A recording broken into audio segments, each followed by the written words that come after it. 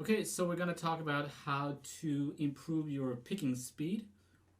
I put together 8 steps to gain picking speed for guitarists, and you can find the link below there. In this case, we're going to use a 2-octave chromatic scale from A to A.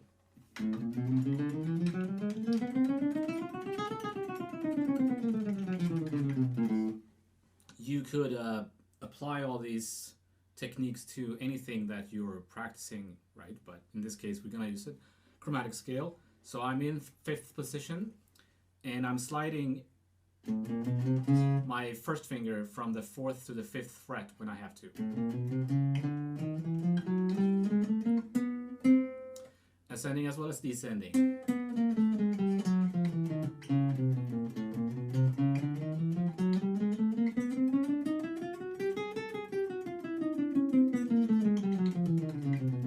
You might be used to playing the scale with a different fingering, and that's fine. There are many ways you can play this scale. Doesn't really matter as long as you're playing a 2-octave chromatic scale from A to A. Then you can follow along with these steps.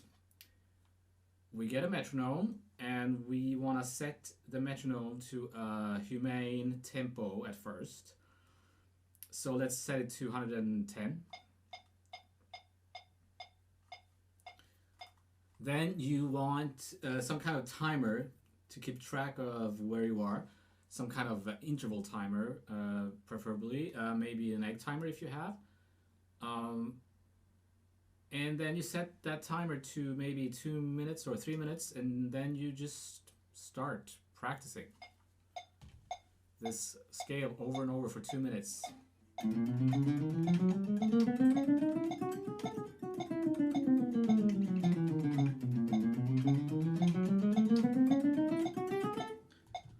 For obvious reasons, I'm not going to do that for 2 minutes right now.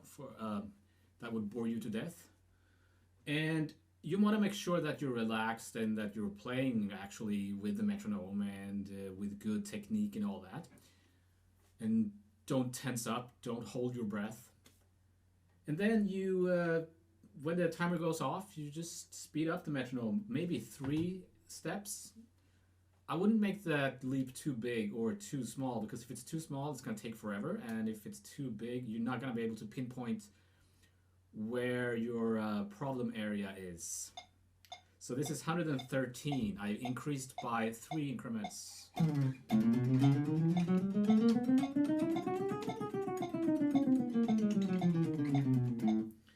obviously playing 16th notes here, by the way. So let's say I can get this to 150. Gonna pretend that I've gone through all those steps and now I'm at 150.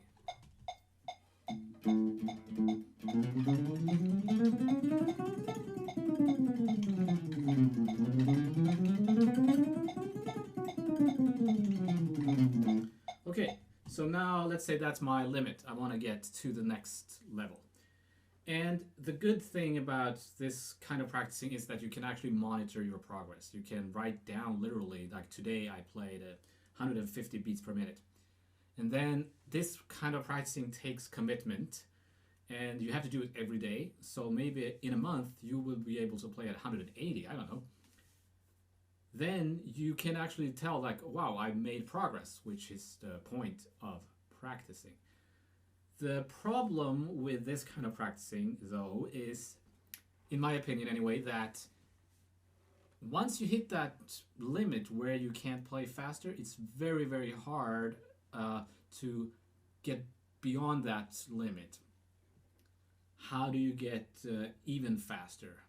And it's also kind of hard to tell exactly where that is, because at some point you're just gonna find that your playing gets sloppy, and you can't really tell, like, can I play 180 or is it just sloppy? I don't know. So we need to find a new approach, a new way to attack this kind of practicing. And I think it was Einstein who said at some point that doing the same thing over and over and expect a different result is kind of stupid. So we're gonna try a new angle and that it would be step number 2, which I'm calling slowing down the left hand. So we want to maintain the same picking speed, but we're going to slow down what's going on here. And I stole this first example from a classical method book, and the idea here is to play a dotted 8th note, alternating 16th note, dotted 8th note, 16th note. So that would sound like this.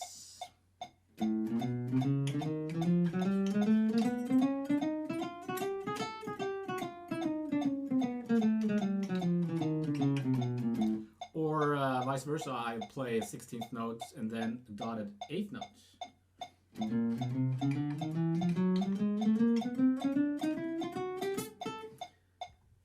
Okay, so you might say, well, that wasn't very fast. Well, actually, transition from one note to the next every other time is going to be the same speed, if that makes sense. If you think about that, it's actually, you're playing the same speed half the time. It's not very applicable for this exercise, in my opinion, but there are some cases where this kind of practicing really helps when you're trying to learn a tricky head or something. Next example, I'm going to play 3 hits per note. 3 picking hits per note.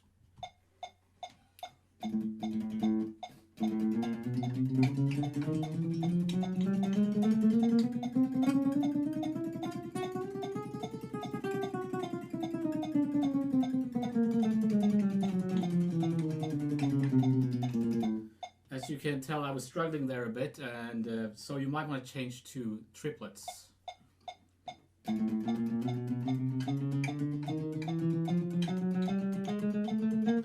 But obviously, if I do that, then I slow down, right? So you have to figure out what the new tempo is going to be. There is some kind of equation you can do if you're good at math.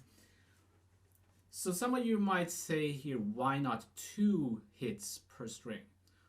Well, if I'm playing an odd number, it's going to be the same picking pattern as if I was playing one note. Because if I'm playing one note, or sorry, 1 hit per note, it's down, up, down, up. And if I'm playing 3 hits per note, it's down, up, down, up. So it's the same picking happening when I'm switching notes. But if I'm playing 2 hits per string or per note, 2 hits per note, it's down, down, down, down, which is completely different.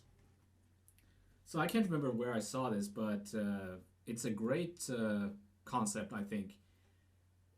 Anything you're trying to play, you can just, instead of playing 1 hit per note, play 3. Regardless if it's sweep picking or gypsy picking or alternate picking or whatever it is, it's gonna just slow down, right, this hand, but you're picking same speed. So I think that's pretty genius, actually. What's next? Okay, so the next concept is also from the classical guitar canon. It's called speed bursts. So the idea is that I can play fast, but only for a short, rapid burst. So I'm going to play 8th notes instead of 16th notes. And then I'm going to play 16th notes at the end of each bar.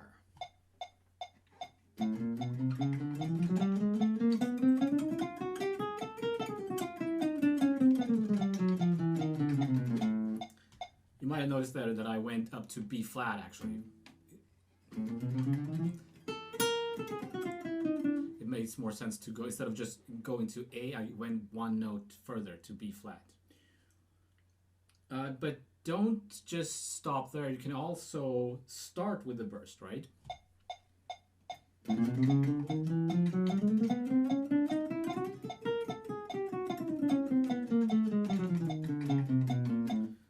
So here, I could probably do this way faster. Let's do a tempo that I can't play only 16th notes, like 180. So I don't think I can play 16th notes here, but I can do the speed bursts. I'm pretty sure I can do the speed bursts.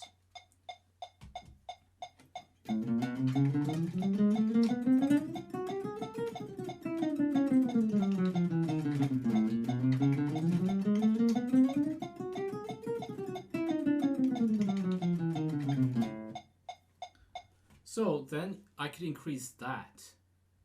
Actually, I should do that. I feel that that was what I need to do. I need to improve that and then go back to slowing down the metronome and trying to play the whole thing. Okay, I'm going to divide this into 2 segments, so I'll see you in the next installment of this instructional video. Later.